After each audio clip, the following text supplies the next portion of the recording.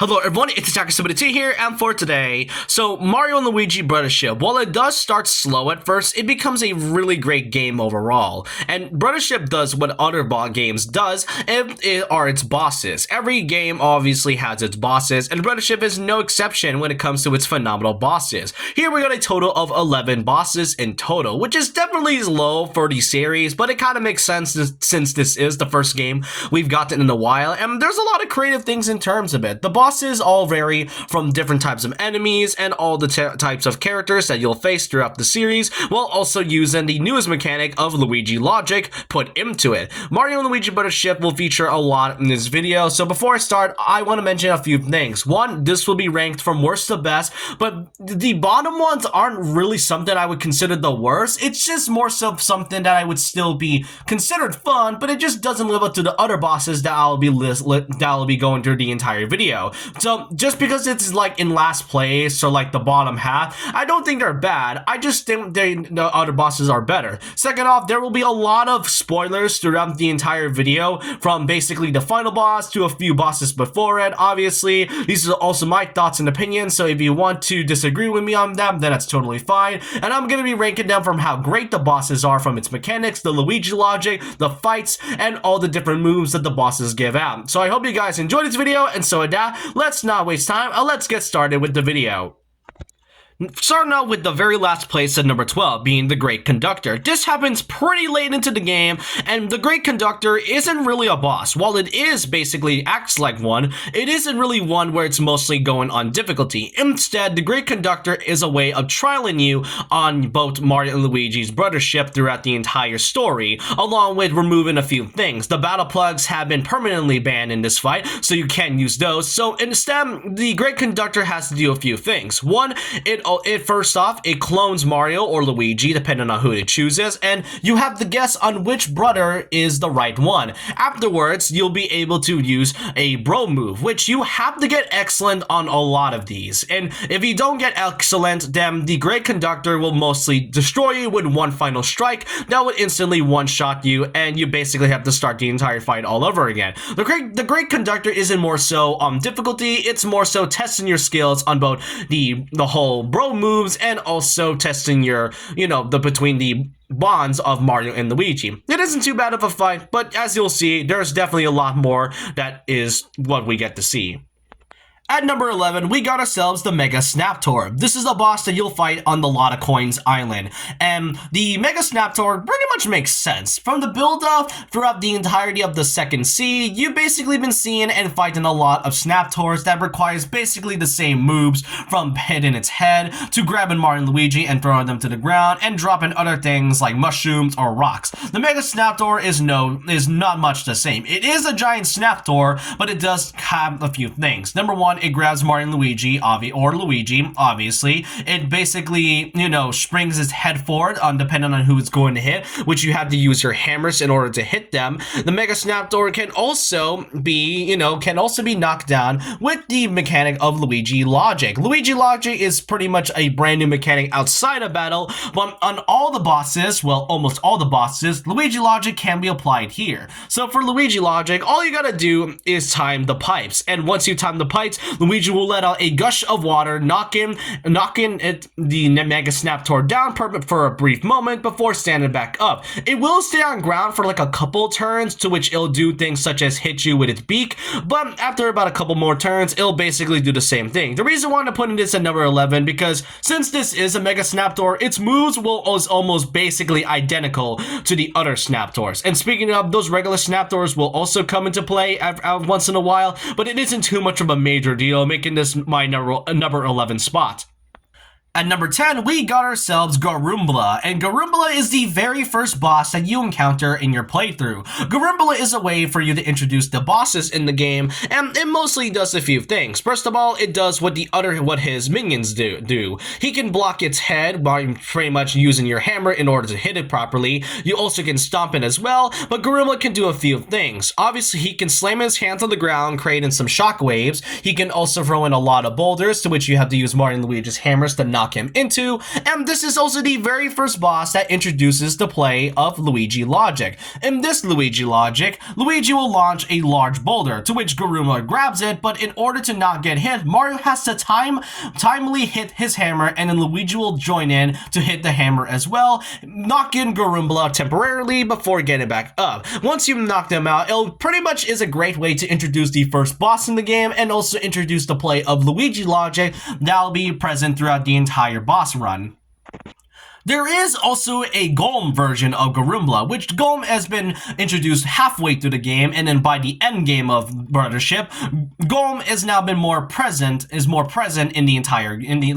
rest of the playthrough. Garumla is the one that got affected by this, and you may think that this may seem like a separate boss. It really isn't. It's more so just the same, except if you get hit, you'll mostly just be hit and then affected by Garumla, by the Golem. Unless you have berries, which it can instantly heal yourself, then I don't really see any issues with this boss, and it's more so just the same attack moves, except if you hit it, it'll just counter back with just one attack, and that's about it.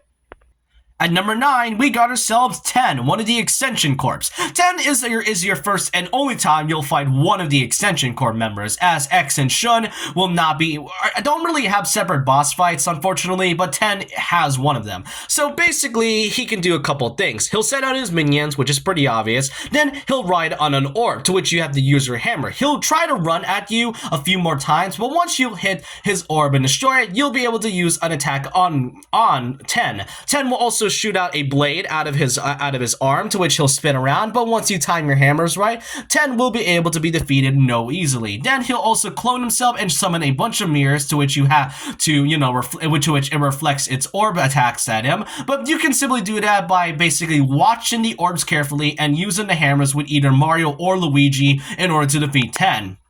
Once you defeat him, however, he will come back for a second time, but this is not really a boss fight. It's more so a glorified tutorial, since this is also the fight that introduces the battle plugs, which will be coming to play with a lot of for the rest of the game. But this is more so a boss fight that you can simply go through easily once you've beaten him the first time, and then the second time is simply just a tutorial that is glorified to teach you the battle mechanics of the battle plugs. At number 8, we got ourselves the Goblik. The Goblik is the first boss that you'll fight in the first lighthouse, and this one, it requires a couple things. First of all, Goblik shoots out either spike balls, or enemies out of it, to which those enemies will come into play and help alongside Goblik. So you gotta get rid of those enemies first. Afterwards, you can either stomp on him or use a hammer, but at some point throughout the match, Luigi Logic will then come and basically have Luigi grab Goblik tongue, and then you have to time your button press in order to hit it to the tornadoes, to which once them, you'll be able to stun Goblik to deal massive damage. It is a great, simple first boss of the Great Lighthouse fight, and I do think it is simple, but what I really like about this is having the Luigi logic put into this, which I know that's kind of a weird reason, but given the fact how this is a pretty cool way of throwing the enemy into a huge torpedo, then that's pretty nice, if anything. At number 7, we got ourselves Brothership's Bowser Fight. It can't be a Mario and Luigi game without having some type of Bowser Fight. Bowser Fight is a little bit more complex than that. So this Bowser Fight has a lot going on. As this one, you obviously have to fight him, but he can do a few things. Bowser's fight consists of going into his shell form and then trying to hit you by spinning around. He'll then also use a powerful punch, which may seem reminiscent of his huge punch that he did back in Mario and Luigi's Bowser's Inside Story. He'll then send out his minions at you, to which you have to use your hammer a few more times. Then Bowser will do a variety of attacks depending on which brother, to which you have to dodge either his punches, his tail whip, a huge ground pound, or his fire breath. He'll also use his fire breathing at you, but you can simply dodge it by since enemies will come at you, but they can throw metal balls at you. So you have to jump on the metal boulders, and he'll send 2 things, so he'll send 2 boulders, and if you have enough, then you'll basically be able to dodge the Bowser's fire breathing pretty easily. This is a pretty intense fight, if I'm gonna be honest, as it pretty much tells you a lot about Bowser and how difficult it is than what we usually get with Bowser fights. At number 6, we got ourselves Sharpcast. Sharpcast is the second boss that you'll fight in the Great Lighthouse, and Sharpcast can do a few things. He'll send out, he'll send out barrels. He'll then try to throw a metal crate at you, but if you hit him at any point, then he'll, throw the metal crate on accident, and you'll basically get damage alongside with it. Luigi's logic in this one consists of Luigi moving Sharpcast. Since Sharpcast is in its guard and defense form, Luigi's logic has to do is by turning him left and right while metal crates fall onto him. With enough crates, Sharpcast will then fall onto the bottom floor, to which he'll roll around and get a bit of damage before getting stunned temporarily. Now keep in mind that this is the only time that it's going to do that. The rest of Luigi logic just consists of Sharpcast getting stunned, but this is pretty creative. I really like a lot of these boss fights of the Great Lighthouse, since it does give out a lot of Luigi's characters to have time to shine, and this one is my personal favorite because of the metal crates. One thing I do have to mention is that there are golem versions for both Goblik and Sharpcast, which those are optional bosses. The problem is that like with Garumbla, those boss fights and their moveset pretty much acts the same as ever, so there really isn't much of a necessary ranking in my opinion.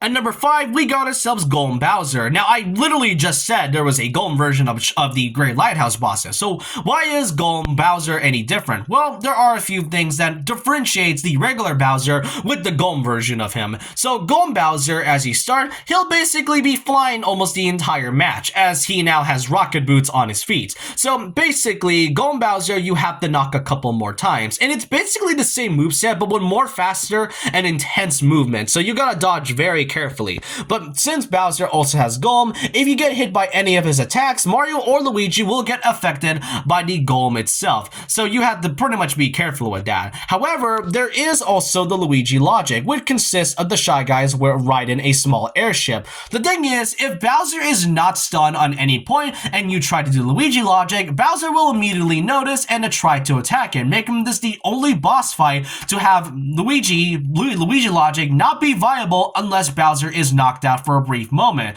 So what does this Luigi logic do? Well, Luigi and Mario rides on the airship, and it's more so like a bullet segment. You basically have to shoot a lot of bullets at Bowser, but also having to dodge his attacks. If you get hit at any point, whether it's by simple punches or by your own attacks, or even Bowser breathing fire, then you basically aren't able to do it again unless another airship comes. But once about 2 more times, then you're basically are only able to fight him with just your regular attacks. Now, when you're on the ground, Bowser is able to shoot out fireballs out of the air, so you have to make sure Mario and Luigi hits it with his hammers. And most notably is that Bowser has a huge, I guess you can say, a huge like, what's the word? More so like a sonar where Bowser increases it, and if Mario and Luigi, steps on it or anything, then they'll likely get infected with Golem after about a few more turns.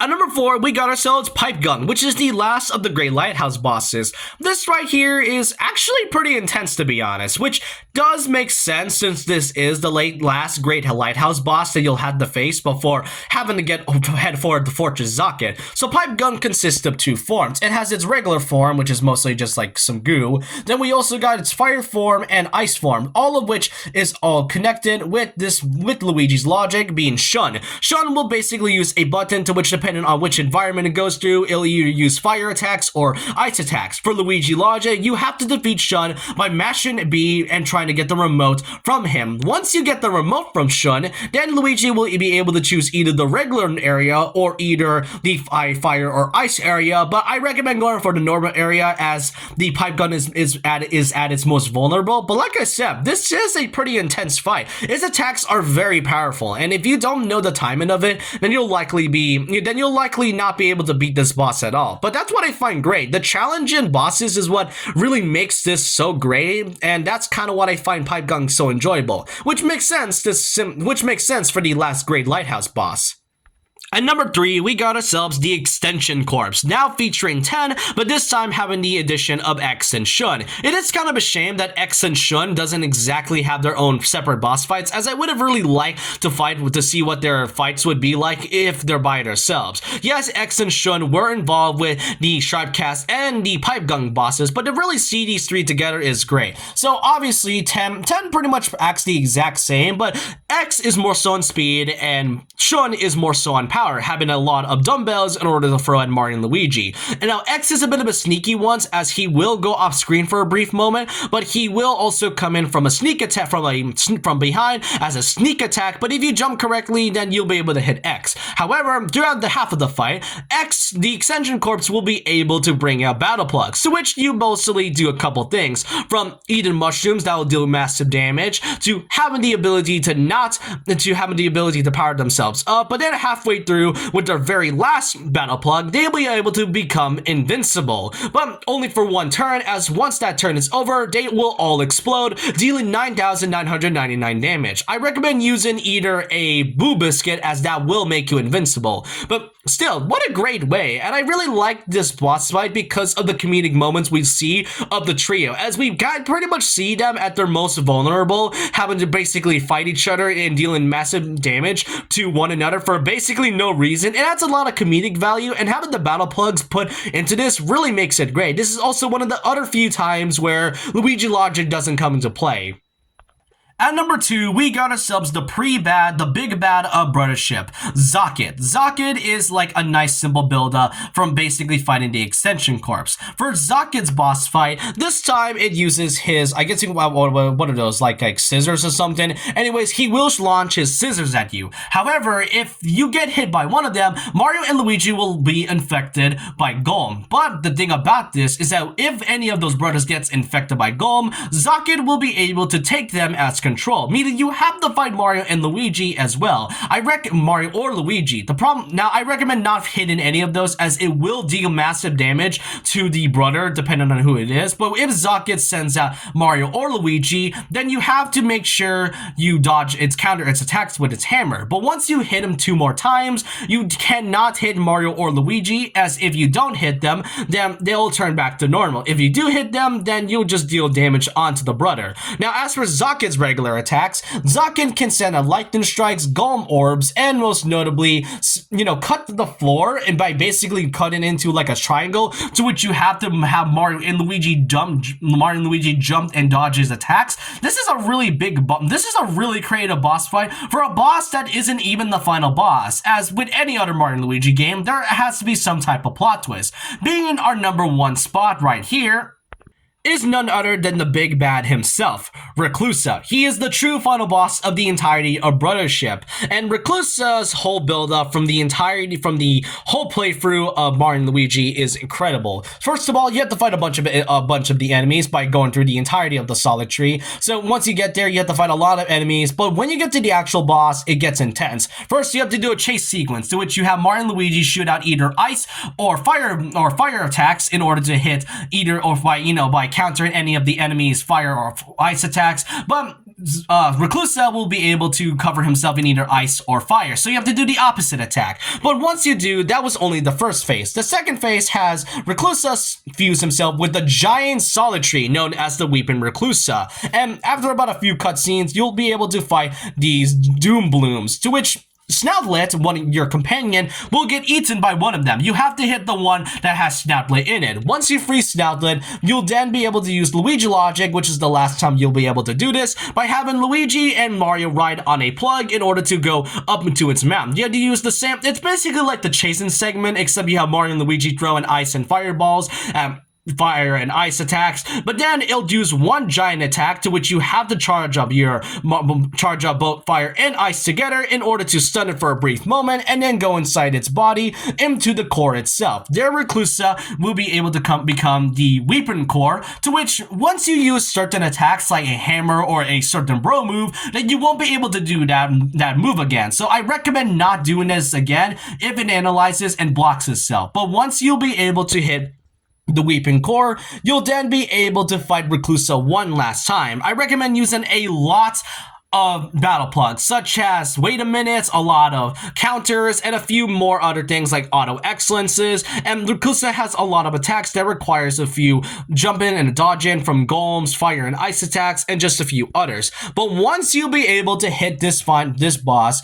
Weaver Reclusa will then be able to use one final desperation attack by having Mario and Luigi fall into their death. But if you charge enough bond energy onto your hammers and then hit them 10 more times, then you'll be able to defeat Reclusa once and for all. Fail to do so, and you'll actually get a game over. Yeah, I didn't really know this, but if you fail to do this 10 more times, then if you fail to do the bond attacks with your hammers 10 times, then that will be an instant game over. So we don't want that, do we? But this right here is a definition of an intense final boss. You got a chase sequence, a lot of attacks, and when you do, and even though Reclusa may seem defeated, with one final attack, it leads to a satisfying end to a boss fight.